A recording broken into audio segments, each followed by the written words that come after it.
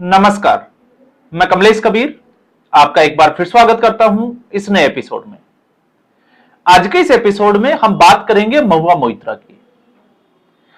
महुआ मोइत्रा एक याचिका लेकर जाती है कोर्ट में और दो जजों की बेंच, जिसमें एक जज अनिल क्षेत्रपाल और दूसरे जज हरीश वेदनाथ, उन्होंने महुआ मोइत्रा की याचिका को खारिज कर दिया। और याचिका थी, महुआ मोइत्रा चाहती है कि लोकपाल के सामने वो निशिकांत दुबे को फेस नहीं करें। अब मामला क्या है, अब आपको जो है वो थोड़ा थोड़ा याद आ रहा होगा। मामला 2023 का है। आपको पता होगा हिंडनबर्ग की रिपोर्ट और साथ में संसद में लगातार जो है वो अदानी से जुड़े हुए मामलों में संबंधित मंत्रालयों से सवाल पूछना। तो उसमें फिर आपको यह भी पता होगा दर्शन हीरानंदानी और उसका कबूलनामा। तो इन सब मुद्दों पर हम बात करेंगे कि आखिर ये माजरा क्या था और ऐसा जो है वो कोर्ट ने टिप्पणी क्यों की। क्योंकि कोर्ट की जो टिप्पणी है वो बड़ी सख्त है, लेकिन फिर भी अगर हम इस देश की कानून व्यवस्था को या कानून व्यवस्था की बात करें तो आपको पता ही है कि इस देश में चल क्या रहा है। लेकिन उसी बीच में आज एक बड़ी खबर आई चाइना से। चाइना अपने आप में जो है वो दुनिया में एक महाशक्ति। अब सवाल यह होता है कि चाइना आखिर जो है वो महाशक्ति कैसे है। तो फिर आप चाइना को, जापान की आप स्टडी करिए, सिंगापुर की आप स्टडी करिए, इसके अलावा अमेरिका की जब आप स्टडी करते हैं तो आपको एक कॉमन चीज मिलती है और वो है सख्त कानून। तो क्या भारत के पिछड़ेपन का कारण जो है वो सबसे बड़ा कारण क्या न्यायिक व्यवस्था है? और अगर यह है तो कैसे है? तो जब हम चाइना की बात करते हैं तो चाइना में हाल ही एक मंत्री को मौत की सजा दी गई है।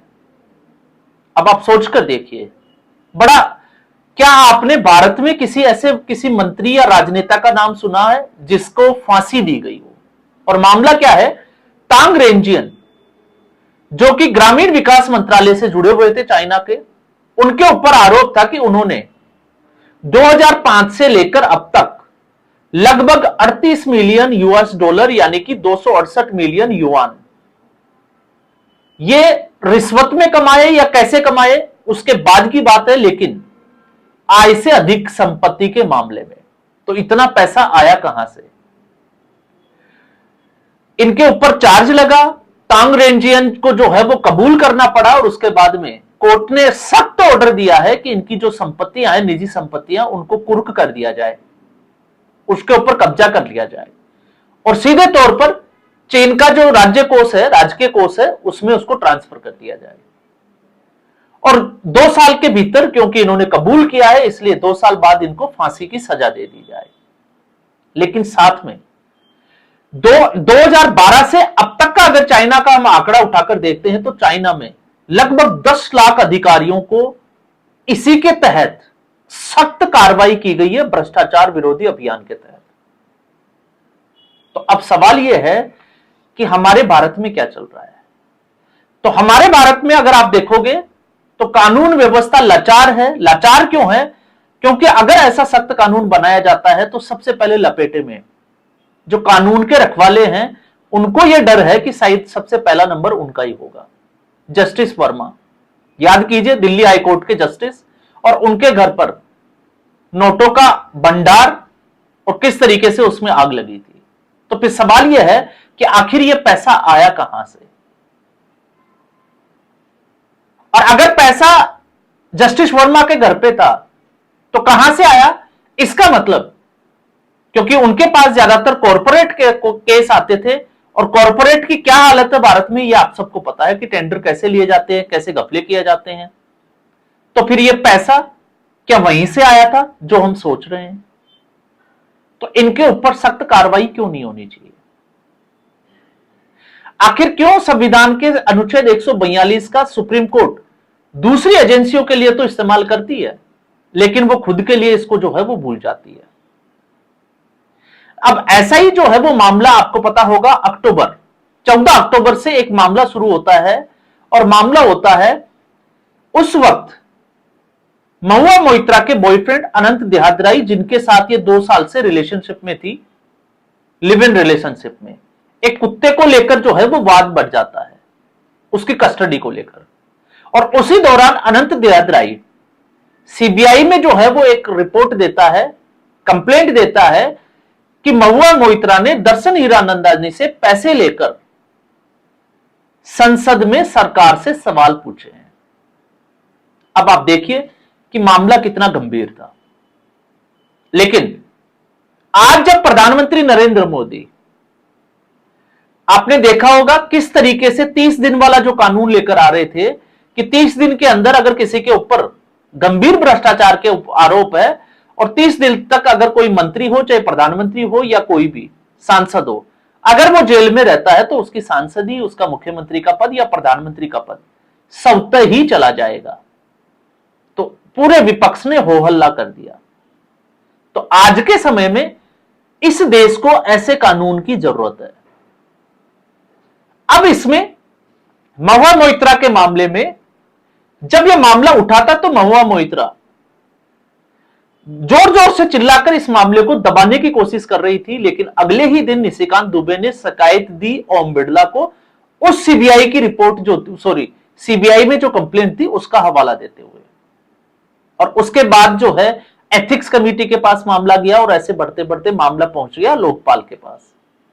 लेकिन उससे पहले दर्शन हीरानंदानी ने यह कबूल किया कि महुआ मोइत्रा की जो सांसद होने के नाते, क्योंकि हर सांसद के पास एक लॉगिन आईडी होती है, उस लॉगिन आईडी के पासवर्ड जो है वो दुबई में, क्योंकि महुआ मोइत्रा भारत में थी और दुबई में दर्शन हीरानंदानी, वो दुबई से जो है वो कुछ क्वेश्चन उसमें मेल करता था और वही क्वेश्चन महुआ मोइत्रा संसद में पूछती थी, जिसमें से लगभग 11 से 12 सीधे तौर पर संबंधित थे अदानी ग्रुप्स को लेकर। और दर्शन हीरानंदानी खुद एक कॉर्पोरेटर है, कॉम्पिटिटर है। और सरकार से जब संसद के पटल पर संबंधित मंत्रालय से अगर सवाल पूछे जाते हैं तो उनको सही और सटीक जानकारी तथ्यों के साथ रखनी पड़ती है, जिसका फायदा उठाने की प्रयास किसका था? दर्शन हीरानंदानी का।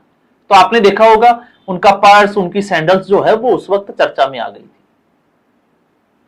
अब जब हम बात करते हैं कि इस देश में अगर इस तरीके के सांसद है तो फिर देश की सुरक्षा का क्या, जो अपने लॉगिन आईडी और पासवर्ड दूसरे देश में बैठे हुए किसी व्यक्ति को जो है वो दे देते हैं और फिर ऐसे सवाल पूछे जाते हैं। और इन सवालों की संख्या थी 62 और इसके लिए महुआ मोइत्रा ने मोटा पैसा लिया। हालांकि अभी तक तो अगर आप देखोगे तो महुआ मोइत्रा का उसके बाद टीएमसी के कल्याण बनर्जी के साथ में भी जो है वो बड़ा मतभेद चला। तो मामला जो क्या था वो आपको समझ में आ गया होगा। सीबीआई उसके बाद जो है वो मामला लोकपाल को गया और लोकपाल ने सीबीआई को जांच के आदेश दिए। जांच हुई और 2 हफ्ता पहले, अगर हम कहें तो 2 सप्ताह पहले, लगभग 15 दिन पहले कोर्ट में जो है वो ये रिपोर्ट पेश की गई। अब महुआ मोइत्रा को यह डर है कि निशिकांत दुबे के अगर साथ उनका आमना सामना होगा तो शायद वो जो है वो जानकारी लीक कर देगा, मतलब उनके निजता के अधिकार का हनन हो जाएगा। आप सोचकर देखिए, जिसने इस देश की जो पॉलिसीज होती है सरकार की, पैसे लेकर सवाल पूछ रही है, आज उसको अपनी निजता का खतरा है। जबकि जो लोग देश बेचने के लिए और भ्रष्टाचार, क्योंकि भारत में अगर आप देखते हो तो जिस तरीके से आकंठ भ्रष्टाचार में डूबे हुए, और यह भारत की सबसे बड़ी समस्या है।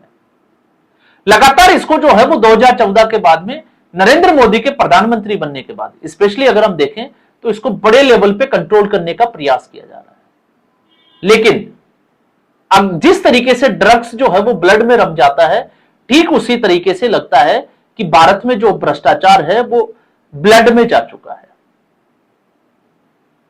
तो चाइना हमसे आगे क्यों है? हम लगातार जो है वो सवाल भी उठाते हैं, बात भी करते हैं और सरकार को घेरे में भी लेते हैं, लेकिन सरकार को घेरने में हम भूल जाते हैं कि इस देश में चल क्या रहा है। तो आज भी हम गुलामी की उस प्रथा से जो है वो बाहर नहीं निकल पा रहे, जो हमारी कानून व्यवस्था को जकड़े हुए हैं। और यही सबसे बड़ा कारण है। आपने देखा होगा लालू प्रसाद यादव,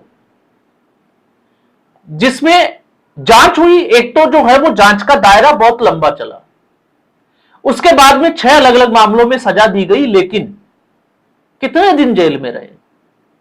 और एक चाइना, जहां पर मामला आरोप तय हुए और मौत की सजा दे दी गई। तो क्या भारत में ऐसा नहीं हो सकता? लेकिन जब जैसे ही न्यायिक सुधार की बात की जाती है तो सुप्रीम कोर्ट, और अगर हम बात करें उनके प्रमुख जज जो है, उनका सिस्टम डोलने लग जाता है और फिर वो इसके विरुद्ध जो है वो आवाज उठाने लग जाते हैं। तो भारत के लिए आप समझ सकते हैं कि समस्या आने वाले समय में, इसलिए आपने देखा कि पिछले कुछ दिनों से लगातार न्यायिक प्रक्रिया के ऊपर सवाल खड़े किए जा रहे हैं। तो फिर सुधार कब होगा, यह अपने आप में जो है वो एक बड़ा विषय रहेगा भारत के लिए, आज से भारत की ग्रोथ के हिसाब से। तो इस एपिसोड में फिलहाल इतना ही। उम्मीद करूंगा वीडियो एपिसोड आपको पसंद आया होगा। वीडियो को लाइक करें, शेयर करें, चैनल जरूर सब्सक्राइब करें। धन्यवाद।